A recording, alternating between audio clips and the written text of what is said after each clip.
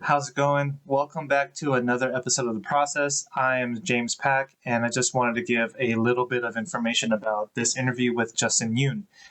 This interview is very important because I think it captures a conversation with a very successful concept artist, not just within the art side, but also within establishing businesses and a brand.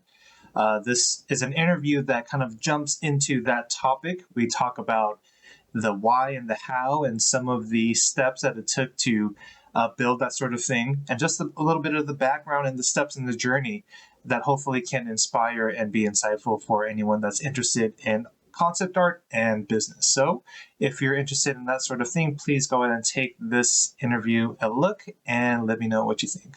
All right, thanks a lot. Say something. Hello. Yo, what up? Hello. Okay, close this door. So we're just recording now. All right. Finally. Finally. All right, bro. What's up, dude? What's up? We are here. James. At Justin. Now we know each other probably a little too well. I think we go way back, but way back. That's why, yeah, there'll probably be a lot of inside conversation that probably makes no sense to a lot of people, but yeah, it's one of those things. But Justin Yoon, thanks, man. Thanks for taking the time today, bro. Thanks for having me. Anytime. Can you do a quick intro? Like, who you are, where you from? Sure. What you do? My name is Justin Yoon. I'm CEO, Creative Director of System Studios. We're headquartered in Pasadena, California, and I have a studio out in the Philippines. We mainly do a lot of code dev, 2D, 3D art, animation, tech art, and full dev if needed. And I've been doing this for a long time, I guess. We first started the studio that was called Section Studios back in 2011, I believe. So 14 And when you years. say we, who's the we and all that? Yeah, back then it was with my brother, Jimmy, and Cecil Kim. He's now, he's art director at that game company right now. Yeah. Shout out to Cecil. If you guys don't know Cecil Kim, he's a pretty OG veteran. Yes, he is. That came actually way before us. That sort of was like a guider. Yeah. He was kind of the one that started it, for Art Center kids. Yeah, if you don't know Cecil Kim, you will know him by, if you've ever played God of War, the original God of War series, like even 1, 2, 3, like he was all that. He was like the main, one of the main designers for that. So, yeah, it's cool. Well, so break down System a little bit, and you talk about code dev and full dev. Kind of break that down for people that might not know what that means. Yeah, so previously in the past we've worked on God of War back in the day, and they'll come in whether it's pre-production or during production, where if it's like blue sky stage in the beginning, which we did, it's just kind of throwing out ideations of like design language of certain buildings or worlds, and character designs and things like that. And then on the other side, further down the line, we did some work for Call of Duty back in the days, where it was more after production, more DLCs, where we would do skins, different skin designs for characters and things like that too. So, and then with that, we would sometimes take it into 3D, depending on what the client needs. So we're pretty involved. There's a lot going on. Yeah. I mean, it depends. Sometimes it's just a little bit. Sometimes we were fully, involved within the production, and we meet with the team a couple times a week. You guys basically scale to the need of the client. Exactly. Right. Gotcha. Exactly. Yeah. Well, that must be pretty challenging too, because you're not just vested into one project. You have to be flexible. Schedules will probably change. Yep. Art styles.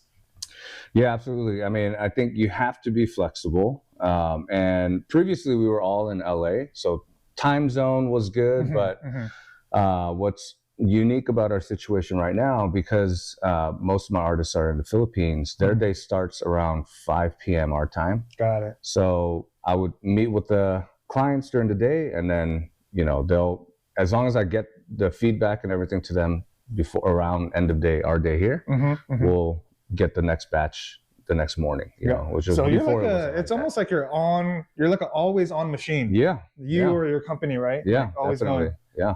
Wow. Yeah. And I think that's kind of how the industry is now. You know, it's all over the world. So, you know, we have partners not only in the Philippines but elsewhere as well, and obviously a team here. So that's a good point. Just around the clock. You know? That's a good point because it has changed, right? Like it has. the landscape has changed ever since probably the 2020 mark, like the whole COVID era where things went online. There's a lot more content, and then things got more connected internationally. Yep.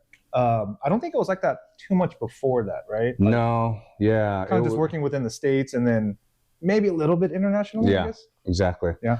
And it's and back in the days, I think teams were a little hesitant to outsource things. You know, everybody was kind of, unless it was like, you know, like maybe like props and here and there that they don't want to work on, but like the important stuff.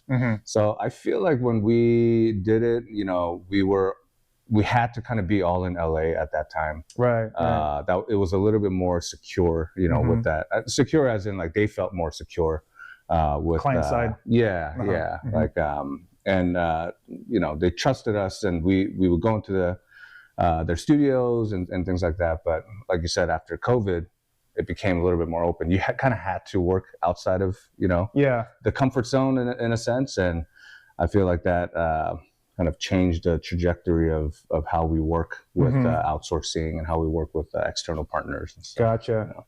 I mean, it sounds okay. So here's kind of the crazy thing is you've been working in the industry for a very long time now, and it sounds like you have this pretty complex machine of a company that you're running in.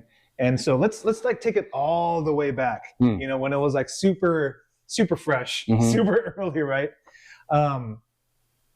What was college like for you? What was art school like for you?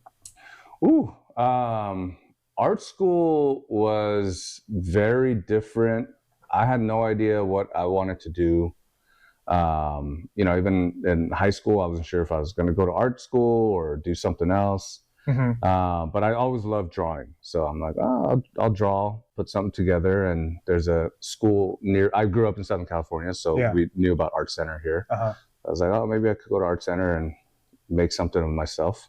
But at that time, you know, I was an illustration major, and for the most part, we're working in oils and acrylics and, you know, just all traditional stuff, which I love. And initially, I thought I was going to be like a gallery artist or illustrator of magazines. See, that's the funny thing. I thought the same thing too. I mean, we come from the same background. I mean, we were pretty close in school too, as friends, and we'll get into that later. But why was it that you thought you were going to be a gallery artist? How did that impression come in? Because I had the same thing too. Like, well, okay, so I think a lot of that comes from just not knowing what else I could do with it. Like I wasn't really familiar with the world yet. Right. Plus, you know, when we were going to school, there was no entertainment design. There was no digital, like there was no major that did any of like the digital stuff. Let alone any internet. To even see what, right? No, exactly. I mean, my first email was my Art Center email. You know, I never had an email before then. So that's how crazy, you know, the times were. So something.edu. Yeah, exactly. Yeah, exactly. That was my first email ever. Oh, that's funny. But yeah, and you know, I thought like that. Okay, well, if I'm doing art, then I'm just gonna do shows at art galleries, and you know, and that's gonna be my life. So then you didn't really, I guess, at first have this idea about where you were exactly going. So there, even when you think back now, it's kind of like, whoa, could you have even imagined when you're in art school, you know, you're in figure drawing class, and you're like, you know what, one day I'm going to be the CEO of a concept design outsourcing like development studio that works internationally. You know what I mean? There's probably like this concept that's like, can't even fathom, right? Yeah, I mean, there's no way that anywhere near that would cross my mind at that time. What would success have been? What would that have looked like to you back then as that fresh student? What was that definition for you? Success? Yeah. You know, I mean, growing up, I mean, you and I similar in a sense where we weren't the best kids. You know, got into some trouble. That's for another podcast. So, getting into art center, going to art center, like straightening out my life, in that sense, that was first step to success. And for me, I didn't think too far ahead. It was more like, okay, I'm on the right track now. And let me just do my best to see where this track takes me. Right. So it was more so kind of figuring myself out and figuring out a way to make something of myself in that sense, right? Because growing up, I played a lot of sports, and that I thought I was going to be doing sports, more sports side of things.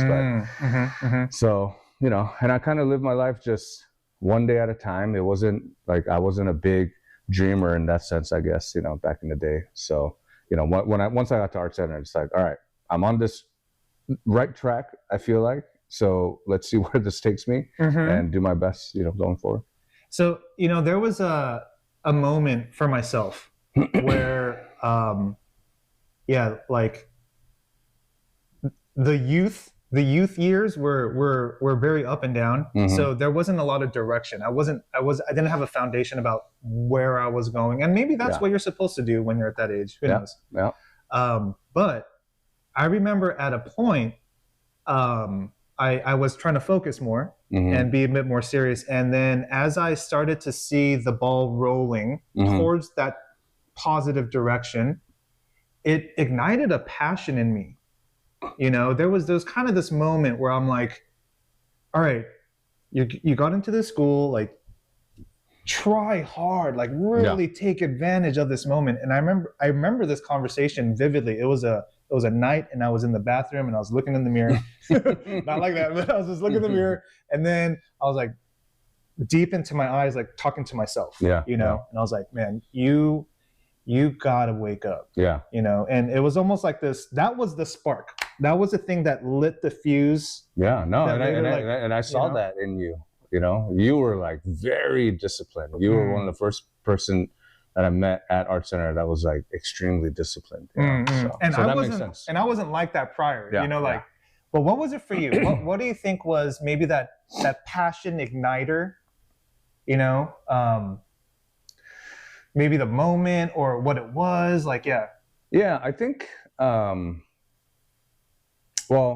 so in terms of kind of I could do this, in terms of entertainment, it became, it was like later half of, I think, 6th term or 7th term, like later half of the college life, right? And the turning point, to be honest, was when I met you. Because you're the one who introduced me to like the Photoshop and all that stuff. Because we met at a small business class. Yes. Yeah, it wasn't an art class because you were ahead of me. But we met at a small business class, and I was still doing my art, whatever, acrylics, and then you were showing me like the Wacom and Photoshop. I'm like, what the hell is that?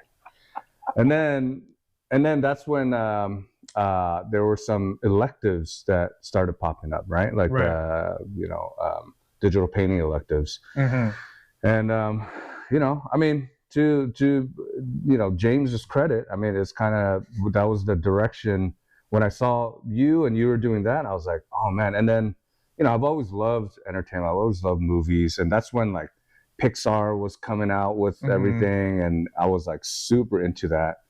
And then obviously video games, we grew up playing video games. I didn't think that could be a career path with art, with what we're doing. You know what I mean? So it's funny how just like, it is a lot of years later, but it's not that many years when you just think about the overall span of a long period of time. But just from when we graduated to now, artists have such a laser point focus about where they want to go. And sometimes that could be a double-edged sword, right? Sure. It could be. What are your thoughts on that? Yeah, I think overall, like everybody has, there's so much more exposure and everything. Before we didn't have like the social medias and all that stuff. We didn't even have YouTube when we were in college. Exactly. YouTube came out after we graduated. So all like internet, social media, the videos like that, none of that was around. So I think that's why it was difficult to kind of see what's out there. You know, it had to have been like your professors that you talk to, or the people that you meet at school, to kind of expose you to these things and understanding of it. But now it's like everything's there. I mean, you know, even like schools like Brainstorm, you know, and you know, what is that? ArtStation, you know, websites, all those things. Like everything is just so saturated. So there's a good and bad, you know, with that. Yep. But I think the good, what you're saying, people being laser focused, you're able to customize your kind of journey or your understanding and figure out, okay, this is exactly what I want to do. This is the path I want to do. Whereas before, we couldn't really do that. We had to kind of, you know, understand and try to see for ourselves somehow, like be a little bit more proactive and talking with people and things like that, you know. Like there was no, again, social media, LinkedIn, all that stuff, none of that existed, you know. So it had to have been a lot of like in-person stuff. That's true. Yeah. That's very, very true. Yeah, it took a little bit more action, a little bit more work, right? Yeah. But it was more natural that way. Yeah. You know, because it wasn't like, there wasn't so much noise, because the internet really creates a lot of noise. There's so many conversations happening all the time that even if you wanted to focus on one, it becomes challenging. You know, and in person back then was just so much more effective, you know. Yeah, absolutely. Wow. All right, here's a question for you, man. Your journey. I'm sure it's been up and down from, you know, let's say high school all the way to now. I'm sure you're a different man, to, you know, inside out, everything. In fact, it's you know, how time kind of goes by. I should show a photo. I should try to find a photo of us in Art Center and put it on here, and we'll just see like how much we've changed over there. It's funny, man. But our weights have shifted. Yeah, I know, right? But the journey has a lot of ups, you know, and those are great to write on. They're very exciting, you know. When we make breakthroughs, you meet people, opportunities come. But what were some of your harder moments? You know, some of the things that were just, I guess, the tougher moments in the journey itself? Yeah.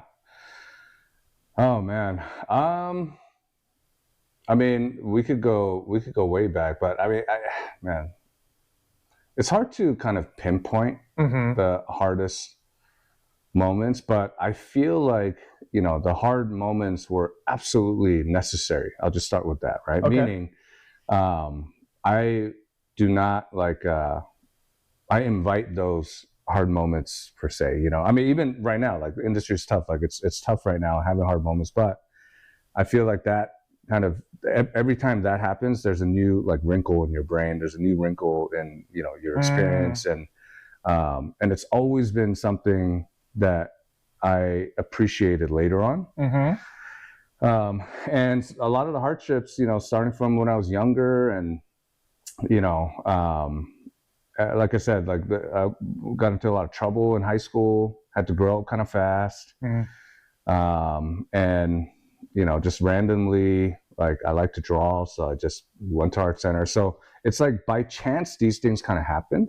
Right. But that's where, for me, like that was the path that I had to take to be here. And even within our company, like when we started our company, we had some hardships, and, you know, we created our own games in the past, and we've gotten funding for it, and that crashed, and we had to kind of restart. And the ebbs and flows of your career path, and also especially like owning your own studio and things like that, there's like this period of, I feel like it's like around 5-year periods where every 5 years something is like changing a little bit. I agree with you. So, you know, just trying to understand that pattern in a sense and be more prepared for it. And I think as you know, I kind of grew within my career, it's just more not running away from it, but kind of seeing, okay, here's some hard times that are coming up. All right, like what did I learn from the past? And then now what can I do to help this scenario? And then understanding after that, it's like, okay, here's a new thing that I just learned here, you know. and to kind of put context to that, you went to Art Center, which is a very prestigious design school. You graduated and you started working. We'll talk about your work history in a bit, but you started working and eventually started your own company with the people that you mentioned. And as those ebbs and flows you're talking about, those success, the ups and downs, you also went back to school recently also, right? Which is what? Like people be like, if they get that first degree, they're like, I'll see you later, school. Can you talk a little bit about that and why, Yeah. I mean, like I said, like we went to Art Center. Right at Art Center, I was a concept artist, worked in different studios, freelanced a little bit, worked with you a little bit. And then eventually, started a company. And within that, with my brother's, he's my hero. He's like, he's the businessman, right? So I learned a lot from him, but it was like me and him kind of getting together and be like, all right, I'll take care of this stuff, like the creative stuff and, business. But as we grew together, also, I went into more production and operations and all those things. And that kind of, it was like this new world also. I mean, I was kind of forced to do it in a sense because we obviously, we're not a big team. It's the woes of business, right? Yeah, exactly. Yeah. But there's a lot of interest there for me. So I've always wanted to go back to school to learn a little bit more and, get my business degree basically. So I had the opportunity a couple of years ago, when COVID first started, like everything got really busy and we got really busy. And I was able to figure out a way where I could go part-time in a sense, right, for 2 years. And it was a goal of mine to do that because moving forward, I think eventually, because I'm the CEO now of my company, I want to make sure that I'm prepared for what's to come and be ready to make the decisions that we have to make, And, it's one of those things too, where I feel like you and I are similar in that sense where, we like challenges too, and sometimes when things are going really well, it's kind of like, what else can we do here? Yeah, I get kind of, it's not bored, but there's like a seeking of something, right? Yeah. The next thing. And then I regret thinking that because it's like, oh my God, right now it's so challenging. So, when my wife, she knows me so well, I'll be like, Hannah, let me talk to you about something. She's like, oh man. She's like, there's another idea coming. I know. No, same thing with my wife too. She's like, oh man, okay. You want to do another thing? You want to put another thing on your plate? But and it usually happens right after I say, man, I'm gonna chill out for a little bit or something. That's funny, man. Yeah, exactly. No, that's a really interesting thing. We were chatting with Art Babayan not that long ago, and he was kind of mentioning something similar where, when he has a studio, it's like, it's not the art part that becomes the hard part. That was the hard part in the beginning. Sure. But now it's all of these other facets that make this, and we're using a car analogy, like an engine. There's all these components just to make it run, And yeah, that's like a steep learning curve because you don't get prepared prior to it. You get actually prepared after it happens. Yeah. Right. Which is kind of different than I guess like a formal way to learn it. Sure. Yeah. Life education. Yeah, but I think that's the best education in a lot of ways. I think just learning by experience is the best, and that's where when I went back to school. Obviously, it was it was challenging, and it was people that have been doing like this sort of business, understanding like accounting, finance, all those things way more. I mean, obviously, I had to do some, but it's it was more just like within the business. Yes. But I think I came out of it seeing like, oh, okay, like the learnings that I've had definitely was valuable. Nice. Even though I went to a prestigious school for business, all those things, like you kind of initially had that imposter syndrome going into it, right? But once I got like deeper and met great people, I feel like, or I noticed everybody was kind of in that same zone as well. Oh, do I belong here? I see. Everyone's out of their pond, right? Yeah. Oh, and it's a different industry, and everybody's coming from different and some people are looking at me like, oh man, okay, he owns a studio, he probably knows a lot more. And I'm looking at them like, oh man, you're coming from this company, oh my god, like, you probably right. That's so it's like this mutual respect in that sense too, which is great. And I met a lot of great people, a lot of friends for life, basically. That's really cool. Yeah. So we were, I do this live stream every week, and we had a topic yesterday about imposter syndrome. Yeah, we're just talking about that, and how that's strong, and how really quickly it can create so much doubt, and it can stunt performance. Like it can literally make you or anybody just stop in their tracks. And what you said was really crazy, which is a lot of people think like, oh, I'm the imposter. Everyone else knows what's up, but it's actually nobody knows what's up, right? Everybody's thinking the same thing. It's really reassuring, actually, to know that that's the reality. Coming from your mouth right now, it's like, and also to know that failure. So I heard this one quote, or I probably just saw it on the internet somewhere. It's funny because I say like I read an article, but I just like saw a video. I don't know why I like say it that way, but I don't know if you guys agree with it. Anyway. Yeah, because you don't read. Yeah. I don't. No, but the thing that I heard was, in school you learn, then you take the test, right?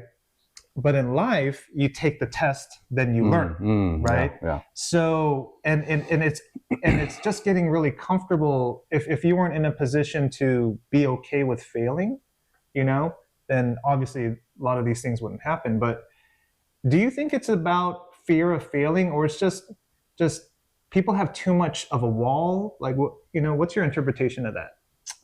Of failure or imposter syndrome, or imposter syndrome, and just like that wall that people put like almost like saying like I can't do it from the very beginning. There's hurdles, or it's interesting because there's, like you said, there's so many quotes and there's so many inspirational like books and everything about this topic itself, and there's a reason for that, because everybody goes through it, but it's also my one take is, if you're not scared to do what what that next step is, then I don't think you're ready yet. You don't fully understand it. Meaning for me, if I'm scared, or if you're scared already, like before you jump into it, you're already ahead of the curve. Because you already kind of know that it's going to be serious. You've done your research. You kind of understand like, oh man, this might be a little bit bigger than what I was thinking. But your heart is in the right place. That's how I feel. Okay. So if you think it's going to be easy or whatever, that's when you look like an ass sometimes. Right. You know what I mean? Like people come in like, I got this. Yeah. You know what I mean? Yeah. But you come in and you respect the situation. You respect the people around you.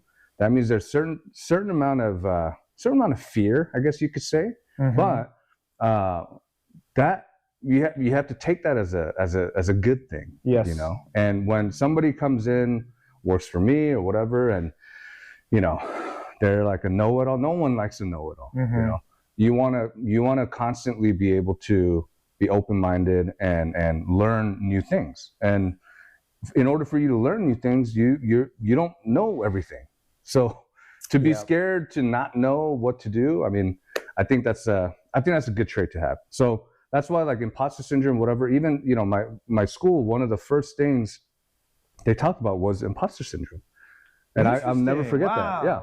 That's awesome. And it was our orientation day. And that was the same, that he was like, everybody here has this right now. Wow. And this is a like a master's program, right? This is an executive MBA program at Anderson, UCLA. Right. So it's a big program. That's really cool to hear, actually. Which was interesting. And that was like, that kind of put me at ease also puts everybody at ease, right? Because you think you're the imposter, you're the only one, but it kind of opens up. Now, there's some people who are like, I got this. Imposter syndrome. Come on, man. So, but that's why there's people that I'm saying I'm not saying don't be confident, don't be cocky or whatnot, but just be willing to learn and be, afraid at times of certain stuff, because I think that will kind of help challenge you and push you to find like new and different solutions. Absolutely, because you have more of your senses are heightened up, right? You're just more aware, you're more responsive, you're paying attention more. Yeah. And oftentimes, I guess, that's the different thing. We're biologically built that way, right? Yeah. All right, man. Well, let's jump topics here for a little bit. All right. We knew each other from art school. We had a fun time, man. We used to do small business management. This is a great class. We learned a lot about the structure of freelance and the sort of the loose rules of business and art. But after class, we would go to Noodle World every week. Class would end at 10 o'clock, right? 10 p.m. Not 10 a.m., 10 p.m. Yeah. We'd go eat some like awesome Asian noodles. Yeah. And then we would head back to your pad and then play some Tiger Woods golf. Yes. That was the jam. We would play until like 1 a.m., 2 a.m. Oh, man. Those were the days, dude. I loved it. And then after art school, we even worked together at Petrol. Yeah, I mean, you got me the internship. Well, whatever. But we worked there together at Art Levine, who we were just talking with on another interview. He was there also. But that was a good time. That studio was a lot of work. We talked about kind of the lifestyle in the ad agency, marketing world. It's pretty intense, right? But it was fun. Yeah, we had a good time. Yeah, No, you guys were great. You guys had a very talented team, and it was fun to be there, straight out of school. Or I think it was my last term. It was an internship while I was finishing up school. Called you Stretch. Yeah. Yeah, right. That was cool. Everyone had a nickname. Yeah. Yeah, they call me Jiggity. I don't know how, but that was my name. Oh man, good times. But so it was like the normal path, right? Like you graduate, you're working in a studio, you're sort of a employee having a salary. How and when and why did the thought of having your own business, like totally jumping off of that path that can kind of be very comfortable for a lot of people, right? How did that happen? Well, I mean, so the path for me was interesting because after I graduated, I got a job at a small game studio that was working on like sports games down in San Diego. They're not around anymore, but so I was there for a couple of years, but I took a detour 2 years into my career because, like I said before, sports was my main thing growing up. But long story short, we won't get into it too much, but I took a detour for a year to go play pro basketball in Korea. That was cool. That was such a cool time, dude. I was in the draft there, whatever, but I ended up like not, staying and playing. I was like, man, I'm going to go back and redo my portfolio, redo my career. And that's the thing, like when I was at that San Diego studio, it was like small, like sports stuff, like nothing, all the cool stuff that you guys were doing, I was like, oh man, I want to really do that. So when I came back, I did like a little James made me do a mini workshop with him. So I would go to your house. The James camp, boot camp, dude. Yeah, exactly. And it was like we had like a little contract. I think it was like if I didn't do this and this, I have to pay you $100 or something like that, right? Yeah. No, but it was great. Making you work, yeah. No, it was great. And then I kind of, so when I came back, it was like, okay, I need to refocus. It was like a dream of mine to always play like pro, and I went for it. It's like now it's like, okay, I got to focus on this. You've done work in studios, worked on many projects. You've taught before. Your companies. What is something that I guess people go? I don't know. Let me see. like a misconception about success in general or success like in your industry?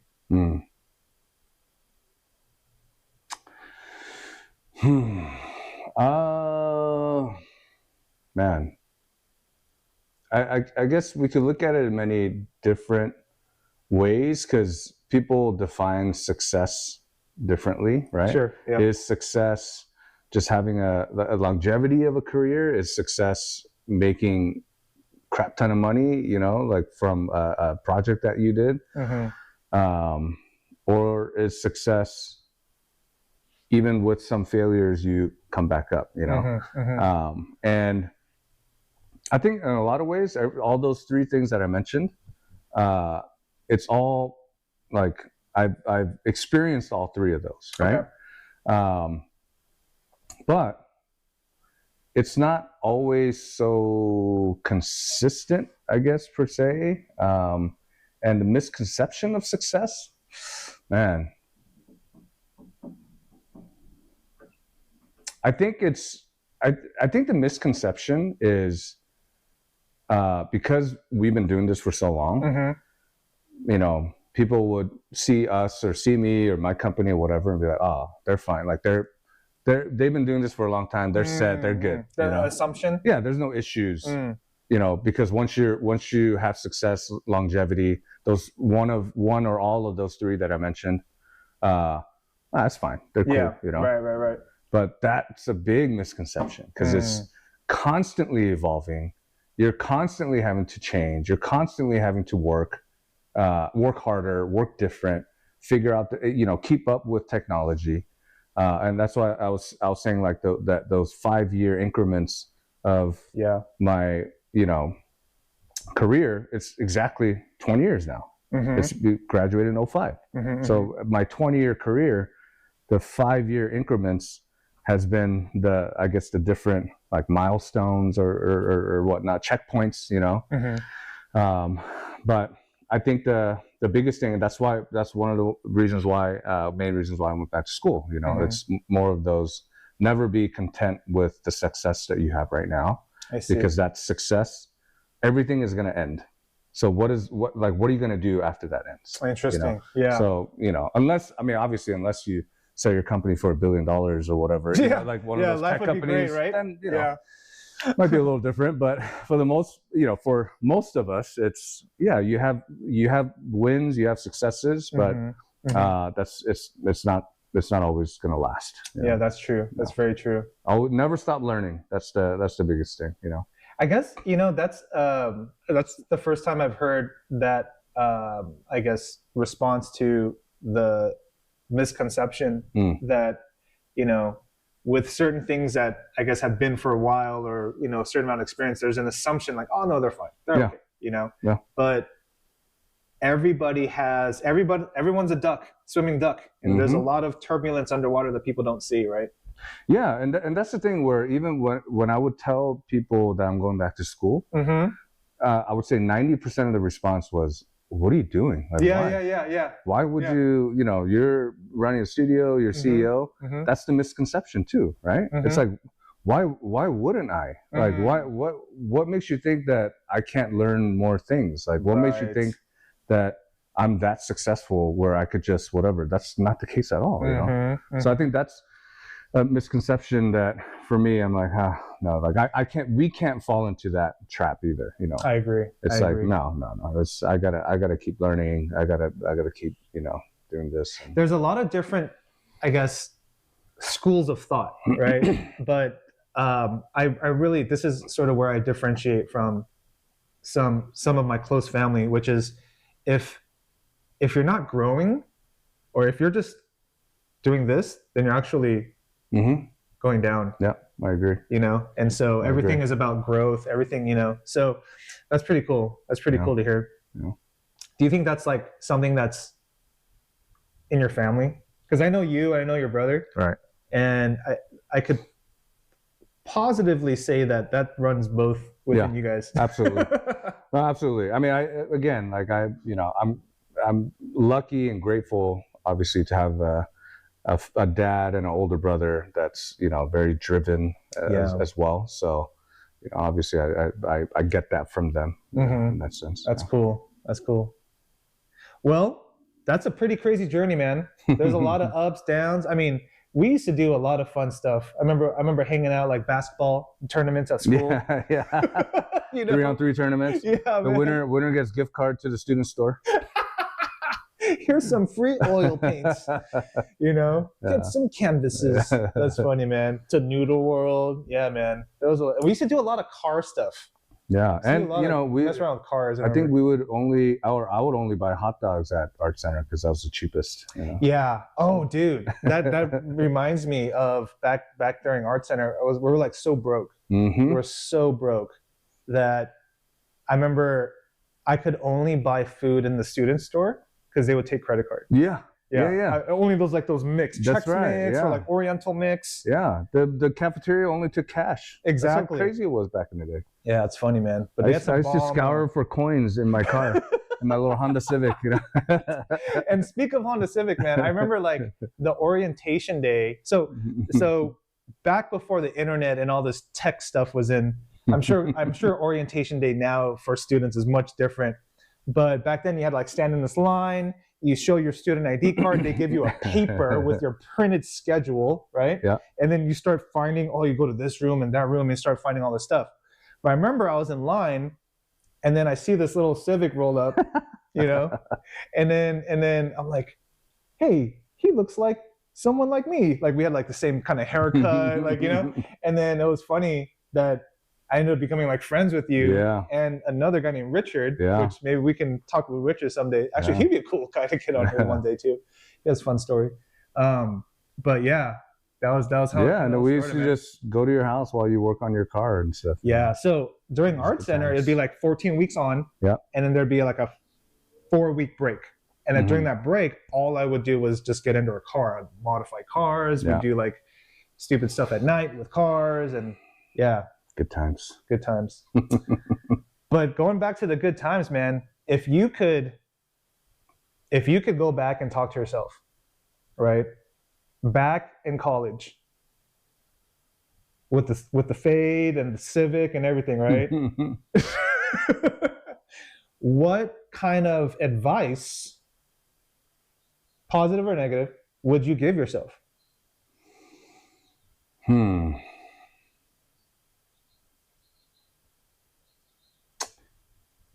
I think the advice would be, it's a lot of the stuff that we've been talking about right now, right? Because it's more like never stop learning,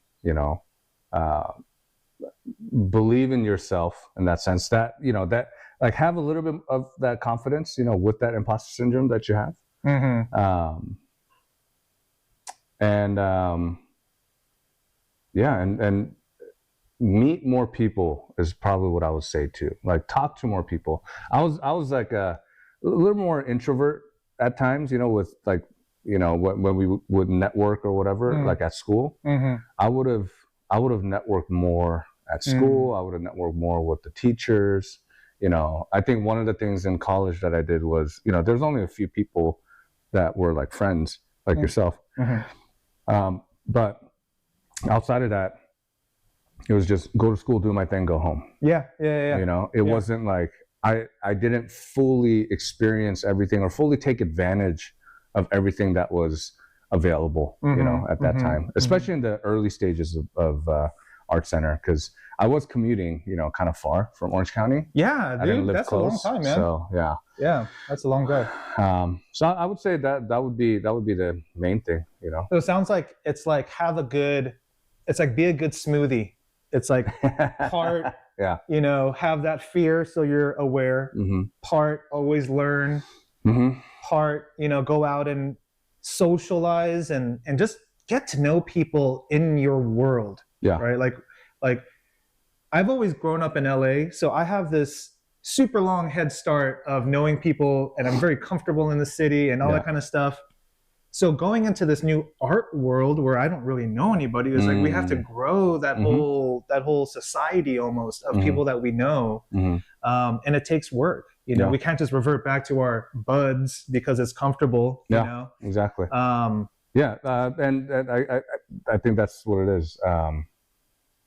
Be uncomfortable and live in that uncomfort. You know, don't shy away from that, right? Yeah, I like that. Yeah. There's a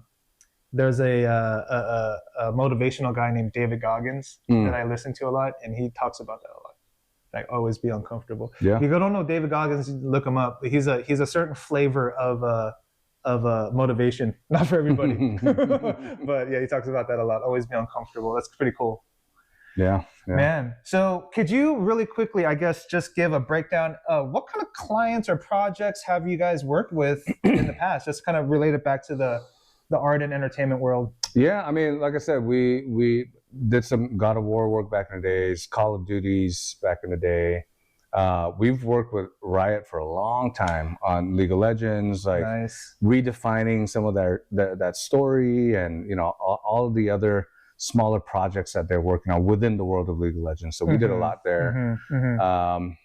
More recently, I mean, there's a new project coming out, Clockwork Revolution by InXile Games, Microsoft Studio, and that was interesting because we started working on that, doing some really blue sky, I would say like maybe 6 or so years ago in the beginning, and then for the past like 3 years or so, 3-4 years, we came back, and now we've been doing a lot of different like concepts and some 3D in the past. Yeah. Right on. And then some of the smaller projects too, like Machine Zone. You know, they had those Final Fantasy games and stuff, so we would do a lot of little marketing, marketing illustrations and things like that. But you know, in fact, there's probably a lot of people that might be watching that, I don't know, students that might be first getting into concept art or getting into the entertainment industry. And there are obviously the really big companies that people will just know by heart. There's a lot of companies out there that develop these very large titles that are just not your everyday household studio name, you know? So like, even for some of the companies that you're talking about, look them up. Like, try to, you know, I guess I would encourage that. Just try to find out more about this space. Yeah. You know, that's pretty cool. Yeah, absolutely. And I mean, you know, the industry is like pretty small. Like, you know, the degrees of separation is a lot smaller. In that sensibility. You know? Yes. So that's what I mean, like by networking and being a good person in that sense, you know, because you work with a lot of similar people, or you work with people that know these people or whatnot, you know? So, so knowing that, understanding that, and being open to any project, really, you know, because we work from AAA to very, you know, casual games, and you know, it's all fun. I had this one talk with this one artist, and we were talking about, like, why would some concept artists say no to a project, right? It's like, oh, it doesn't fit a certain way, or blah blah blah. And we were laughing at this analogy. That's like walking into a barbershop and they're like, I don't like your hair. I can't cut your hair. You have different hair. It doesn't match my scissors. Right. You know, get out of here. Yeah. I don't want your money. Yeah, exactly. You know, and so, but that's how we build relationships, which become much more valuable than the paycheck or the compensation that you're getting for that actual job itself. That relationship, even what you're kind of talking back to with Benny and Holly and people from your past that you're still working with now, even though you didn't have the company then, but you have it now. Yeah. And it all kind of goes back, you know? Absolutely. Dude, thanks again for today, man. Of course. Talk. It was really cool to connect again and just get to know a bit more about your journey. If we have one closing note, I don't know, what would you say, man? What would you say is your closing note? Oh, man, put me on the spot.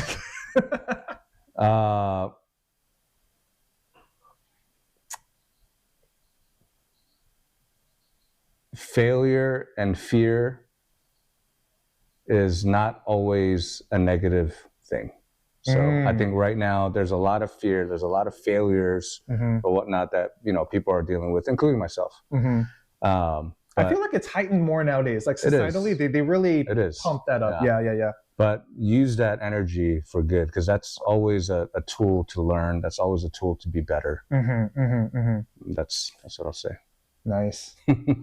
Awesome, man. Thanks everyone for checking out this episode. We'll catch you guys later. All right. Yeah, and we'll see you guys next time. See you guys. Peace.